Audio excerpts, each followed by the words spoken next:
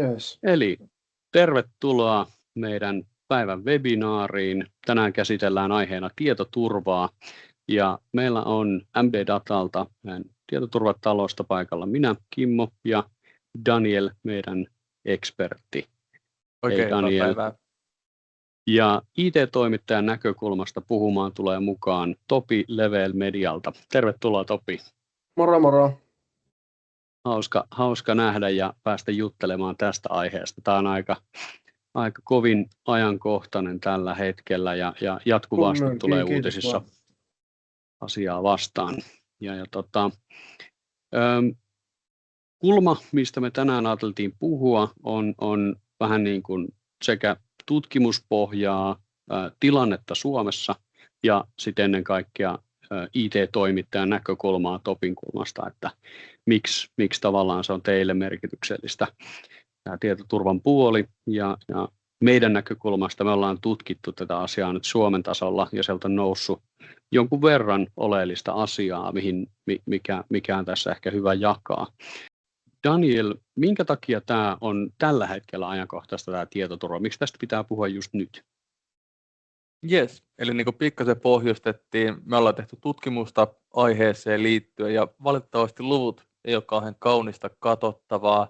1/3 suomalaisista yrityksistä kokee, että nimenomaan kyberhyökkäys on isoin uhka tällä hetkellä heidän toiminnan jatkuvuudelle, mutta silti alle 40% on tehnyt minkäännäköisiä muutoksia heidän suojatilanteeseen liittyen. Ja se on aika huono asia, kun mietitään, että noin puolet suomalaisista yrityksistä koki jonkinnäköisen kyberhyökkäyksen viime vuoden puolella. Joo, toi on kyllä aika hälyttävää. Ja se, että sille ei ole välttämättä tehty mitään, niin on vielä harmillisempaa.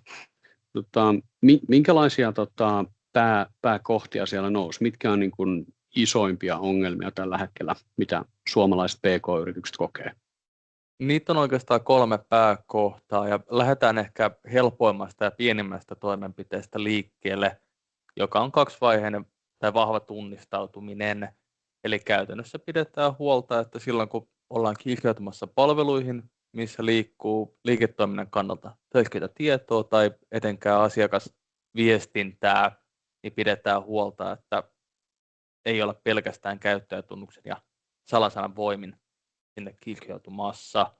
Toinen liittyy nimenomaan siihen tiedon säilymiseen ja suojaamiseen, eli puhutaan salatusta varmuuskopioinnista, ja se valitettavasti puuttuu todella monelta, etenkin pienemmältä yritykseltä tänä päivänä. Ja sitten oikeastaan yhteenvetona näiden pohjalta, niin 3. löydöksenä on ne puutteelliset resurssit sitten asian ylläpitoon ja kehittämiseen myös, etenkin ajan puolelta. Joo, noi kuulostaa vaikealta tilanteelta ja onhan se tiukka paikka, jos kone pamahtaa ja ei ole mitään kykyä palauttaa firman tietoja, niin se voi ottaa Kyllä montakin viikkoa sitten päästä takaisin vauhtiin. Selvästi akuutti asia.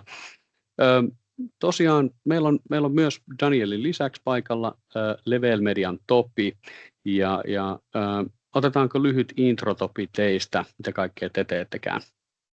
Yes, morjesta vaan kaikille. Eli me ollaan Level Media Oy ja ollaan pienempi digitoimisto täällä Saimaan sydämessä Savonlinnassa ja rakennetaan verkkopalveluita, kuten verkkosivuja, verkkokauppoja, tehdään videoja ja valokuvausta, rakennetaan digikampanjoita, tuotetaan materiaalia, siis verkko ja printti, että ollaan digikumppani, joka auttaa yrityksiä erottumaan ja tekemään tuloksia ja sitä kautta parempaa liiketoimintaa ja palvellaan verkon yli ihan ympäri Suomea.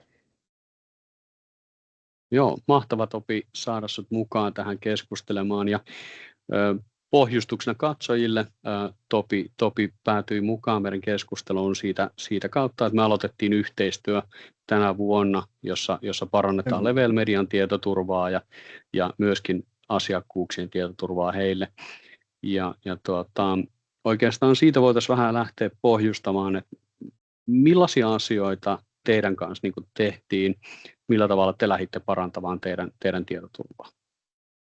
Joo, tässä on muutama asia, eli Ensimmäisenä on salattu varmuuskopiointi, eli kaikki materiaali, mitä käsitellään, varmuuskopioidaan ja ne on aina palautettavissa lähes nappia painamalla.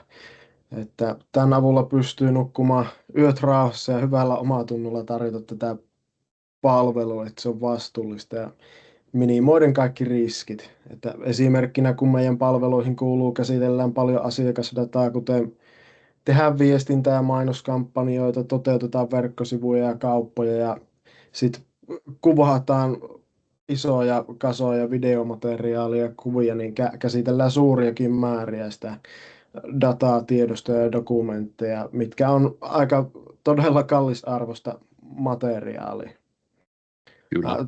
Toisena on sitten ihan laitekohtainen suoja, eli vahvistettu virusturva ja aktiivinen palomuuri, että kaikki laitteet, millä työtä tehdään, on suojattu sit myös asiallisesti.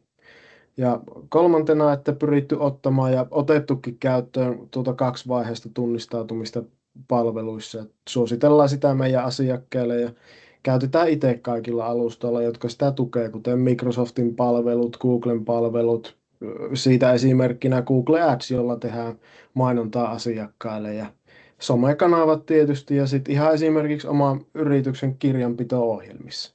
Just näin.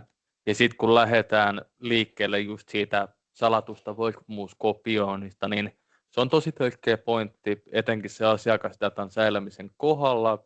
Ja sitten kun tuodaan se GDPR-näkökulma tähän asiaan mukaan, niin silloin kun tämän asiakasdatan lisäksi meillä on myös sopimuksia, laskuja ja oikeuksia, joista löytyy henkilötietoja, Joo. niin se on tosi tärkeää, että me suojataan ja salataan myös se tieto. Ja sitten tietenkin kun puhuttiin laitekohtaisista suojista, niin silloin kun pidetään huolta, että laitteiden ja verkkojen välinen liikenne on suojattu, sekä se laitteen sisäinen toiminta, niin silloin me ei olla enää niin riskialttissa asemassa etenkään ole verkon kautta tapahtuville hyökkäyksille. Ja kaksivaiheisessa tunnistautumisessa, niin sehän on ihan mahtava asia, että ihan niin kuin sähköpostien niin kuin kaappaamisessa, niin se voi estää lähes 99% sen kaappaamisen mahdollisuuden, että sinne ei vaan pääse.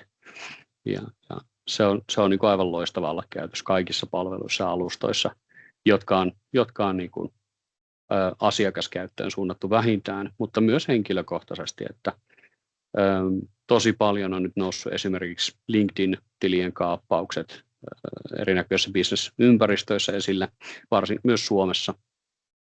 Ja valitettavasti justiinsa tuli uutisointia, että sitä LinkedInin dataa on vuotanut massiivisia määriä nyt niin kuin julkiseksi, missä hyvin spesifisti yrityksen työntekijöiden profiilit, roolit, kontaktit, yritykset, missä he työskentelee. Kaikki on vuotanut ja arvioidaan, että yli 100 000 suomalaista tiliä on siinä joukossa. Eli vahva tunnistautuminen ihan ehdoton kaikissa sosiaalisen median palveluissa, missä työkontekstissa varsinkin tekee vahva suositus sille. Kyllä, ja sitten jos ajatellaan samaa asiaa myös tuolta uhkakentän puolelta, kun meillä vuotaa näin paljon näin spesifiä dataa, ja kun mietitään se, että isoin osa kyberhyökkäyksistä on täysin automatisoituja, että miten paljon helpompaa niitä on kohdentaa näihin organisaatioihin, mistä tämä kaikki data on helposti saatavilla tai vuotanut. Kyllä. Mikä Topi teille tässä kaikessa oli se, mikä teidät sai niin kuin liikkumaan tähän suuntaan? Mistä ajatus teillä nousi? No, minä olen tiedostanut nämä riskit pitempäänkin.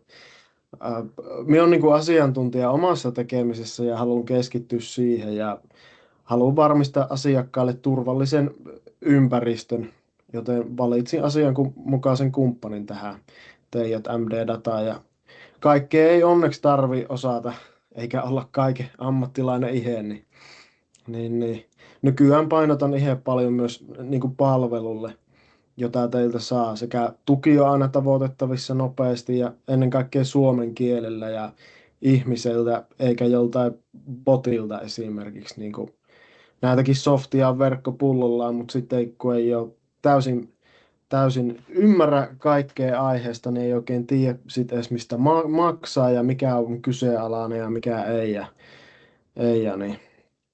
niin, tässä kaikki tuntuu olevan selkeää ja sitä palvelua saa. Ja halutaan, että meidän yrityksen toiminta on läpinäkyvää ja luotettavaa. Että nämä voi tuntua turhilta asioilta ja ajatella, että ei meidän kohdalla mitään käy, mutta tämä on kuitenkin aika pieni asia hoitaa kuntoon, jolla on taas sit hyvinkin suuri merkitys ja voi jää säästyä tosi suurilta onnettomuuksilta, kun minimoidaan riskit hyvällä tietoturvalla. Että meidän mielestä hyvä tietoturva on asiakkaan etu. Hyvin Kyllä. sanottu, kyllä. Joo. Näin se ehdottomasti on. Mutta joo, jos tämän niin kuin keskustelun pohjalta vielä vedetään yhteen, että mitkä on tavallaan niin kuin tavallaan kohdat, mihin suomalaisen PK-yrityksen tulisi katsoa tällä hetkellä, niin miten Daniel, mihin pitäisi puuttua just nyt? Lähdetään taas ehkä siitä kaikista pienimmästä toimenpiteestä liikkeelle, koska silläkin on tosi iso vaikutus. Eli pidetään huoli, että se vahva tunnistautuminen löytyy aina käytöstä silloin, kun se on mahdollista ottaa käyttöön. Ja näissä palveluissa, joissa sitä ei ole vielä mahdollista ottaa käyttöön, niin kannattaa miettiä vahvasti, että onko sitten aika vaihtaa tämmöistä palvelua johonkin toiseen, josta se löytyy. Sitten toisena sama asia, mitä käytiin tuossa puutepuolessa läpi, eli just loikmuuskopioinnin ja palautussuunnitelman puuttuminen. Eli silloin, kun me pidetään huoli, että etenkin liiketoiminnan kannalta selkeät tiedostot ja data aina palautettavissa ja suojattu asianmukaisesti, niin pidetään huolta, että meidän asiakkaillekaan ei pääse syntyä ikäviä yllätyksiä. Kyllä.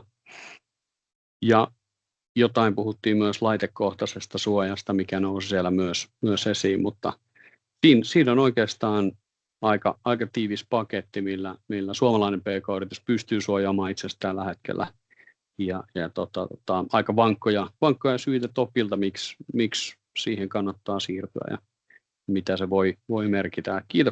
Kiitoksia tästä keskustelusta. Tämä on ollut tosi mukava juttu tuokio ja jatketaan näillä eteenpäin. Kiitoksia paljon, tämä oli hyvä setti. Kiitos kaikille kuuntelijoille. Kiitos. Kiitos. Morjesta. Moi moi.